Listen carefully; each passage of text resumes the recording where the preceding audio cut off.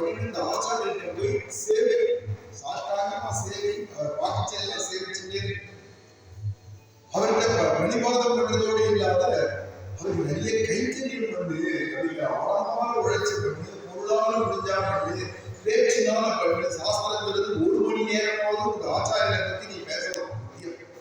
யாராவது உங்க ஆச்சாரியரை பத்தி அவருடைய பெருமைகளை பத்தி ஆச்சாரியரை பத்தி பேசுறது குறைய பேசக்கூடாது. ஆச்சாரிய குறையே பேசி மனசுல குறை இருக்கும், ஒரு விதமான ஞானத்துல குறை இருக்கும்.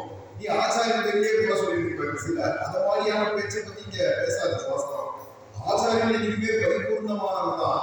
அந்த ஆச்சாரியர்கள் பூர்ணமான ஆச்சாரியத்தை பூர்ணத்துவத்தை அவருடைய பெருமைகளை குணாதிசயங்களை அவருக்கு இருக்கக்கூடிய ஞான விசேஷங்களை அதை பத்தி யார்கிட்டயாவது 1 மணி நேரமாவது பேசு அப்படின்னு சொல்லப்படுறதுனால அவரை பத்தின பெருமையை சிந்தனை பண்றதும் பேசுறதும் அவர் முடிஞ்ச அளவுக்கு கைக்கையை உரப்பால பண்றதோ திரவியங்களாக பண்றதோ எதுவுமே இப்ப கிடைக்கலன்னா கூட இந்த சாதம் மூலமா உட்காந்து சிந்தனை பண்றது.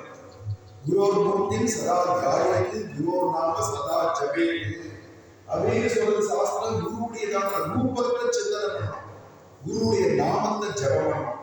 அதுல ஜபத்திலேயே கூட எது வேறு ஜபம் தானா பகவானுடைய நாமத்தை ஜபம் பண்றதை காட்டிலும் ஆச்சாரியரான குருநாதருடைய பேரையே சொல்லியிருக்கிறது அப்படின்னு குருநாதருடைய ரூபத்தையே சிந்தனை பண்றது. வாயினால் பாடி மனத்தினால் சிந்திக்கிறது ஆச்சாரிய விஷயமா சொல்லப்பட்டது அப்படின்றதான் உண்மை.